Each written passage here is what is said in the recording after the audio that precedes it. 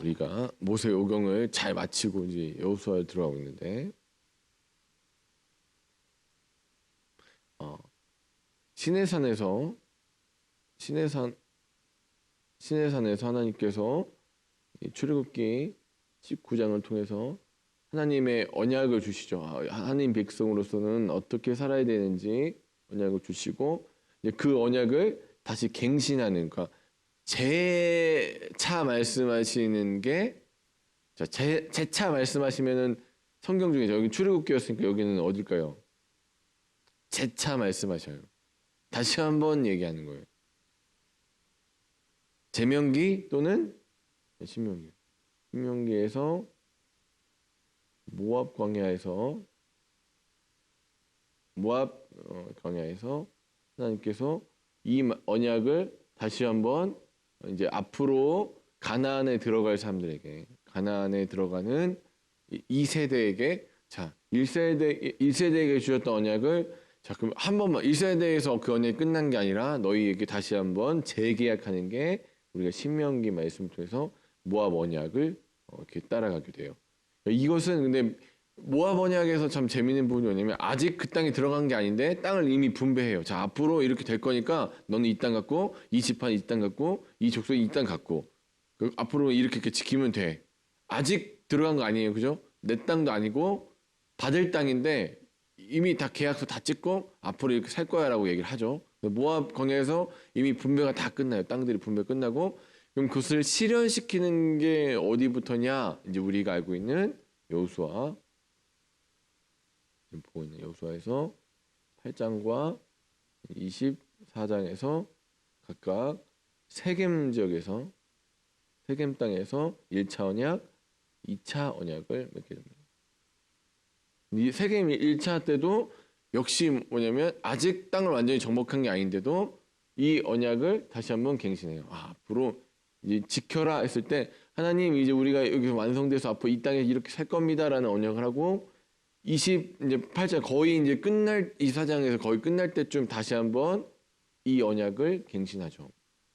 그래서 출애굽했던 1세대, 가나안에 이제 들어가는 출애굽 2세대, 또 그 2세대에게 다시 언약을 또 한번 하고, 여기는 이제 이 가나안에서 앞으로 살 1세대에게 하는 언약, 이렇게 지금 그 언약 가운데 있고, 여호수아는 그 사이에 껴있다. 그리고 세겜은 왜 중요하냐 보면, 여러분 이게 이 얘기 많이 들으셨죠? 그 여호수아의 전략이 어디입니까? 그 미국에 있는 그 군사학교에서 교본을 쓰인다라는 얘기를 하는데, 왜 그러냐면 이렇습니다.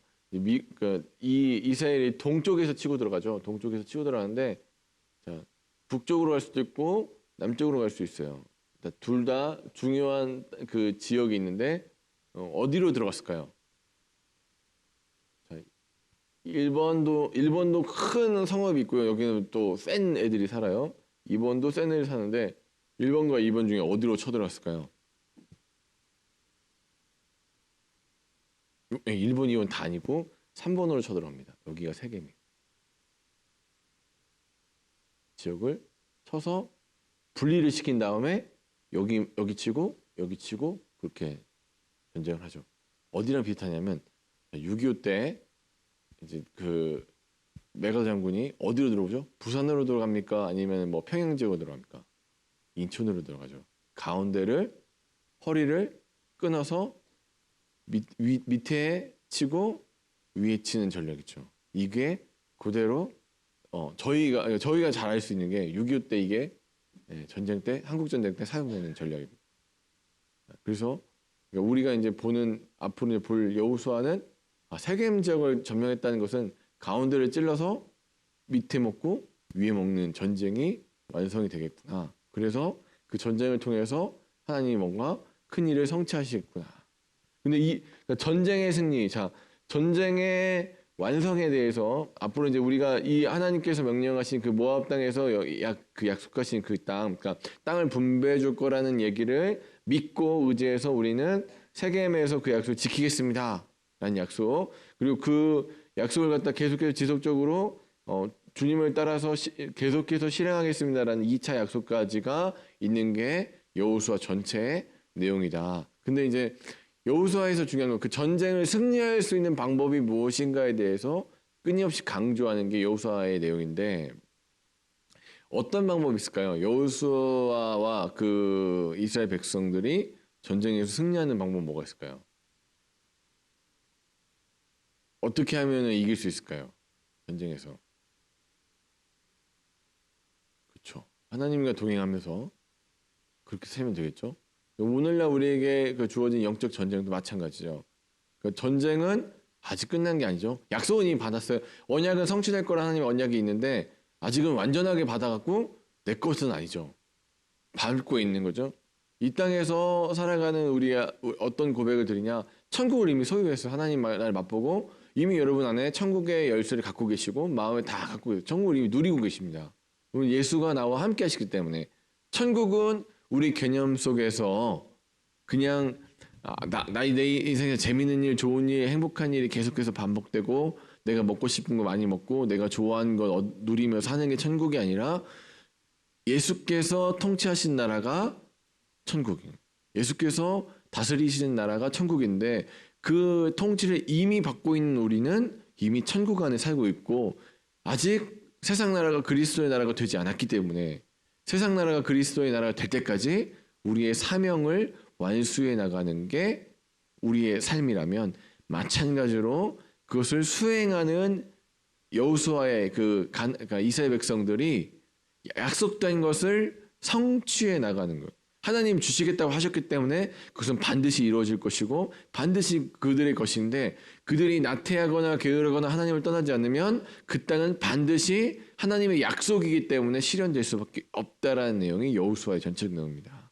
그러면 여호수아에 나오는 이스라엘 백성들이 어떻게 그 전쟁을 수행해 나가고 어떤 식으로 살아가느냐를 우리가 잘 알면 비추어 왔을 때 똑같은 울림 안에서 우리도 어떻게 살아야 될지가 분명히 드러나게 되는 것이죠.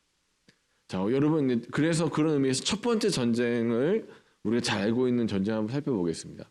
여러분 잘 알고 있는 어떤 전쟁이 있을까요? 여리고성을 점령하죠. 또 한 성에서 박살이 나요. 뭐예요? 아이성에서 박살이 나요. 여리고는 굉장히 큰 성이고 아이성은 이스라엘 백성들이 많이 올라갈 필요 없겠다. 숫자 적게만 가도 괜찮겠다 생각할 정도로 굉장히 작은 백성이에요. 근데 우리가 착각하는 게 이스라엘이 그러니까 그 전략 전술이 부족하거나 뭔가 나태하거나 여리고의 승리에 도취돼 가지고 아이성을 무시했기 때문에 들어갔다는 게 아니라 사실 이스라엘의 실력은 아이성도 못 이기는 수준이죠. 전쟁했을 때 실제적으로 자기가 자기 자신을 모르는 거죠. 이제까지 엄마 아빠 손잡고 부모님이 다 자기 능력이 없는 거예요. 다 남이 해줬어요. 남이 다 해주다가 자기 실체를 바라보는 게 아이성이에요. 아, 나 이거밖에 안 되는구나. 사실은 이스라엘 백성들이 숫자가 많든 적든 간에 그 가나안 사람들이라는 그 가나안 문화랑 부딪혔을 때 이길 재간이 없는 거예요. 전쟁 자체가 불가능한 거죠. 그때 말씀드렸지만 여기는 다 종살이 하던 직업군인도 없고 전문적 훈련 받은 사람도 없고 다 예전에 종살이 하던 애들이 40년 동안 그것도 나와서 광야에서 나와서 거기서 군사 훈련을 했겠습니까? 뭘 했겠습니까? 그저 그냥 행군은 잘했겠네요. 오랫동안 걸었으니까. 전쟁에 능한 사람들이 아니고 게다가 무기도 그렇게 훌륭한 게 없어요. 그래서 나중에 보면 그 강철검이라고 했잖아요. 철검을 들고 있는 게 어느 때까지 가냐면 사울 왕이랑 그 아들만 강철검이고 나머지는 그냥 애매한 그 병장기가 없는 거예요. 그러니까 전쟁하면 100%질 수밖에 없는 굉장히 여기가 아이성이 내 수준이다. 이스라엘 수준이에요. 근데 이것을 만만하게 보고 여기에서 이겼잖아요. 그럼 여리고는 어떻게 점령했습니까? 자기네들이 병장기 들고 가서 막 싸워갖고는 전략전술 써서 이겼어요? 아니죠. 누가 함께 했어요? 하나님이요. 하나님 그들과 함께 하셨기 때문에 하나님이 이기게 하셨기 때문에 이긴 거죠. 사랑하는 여러분, 하나님께서 이기게 하시면 이깁니다.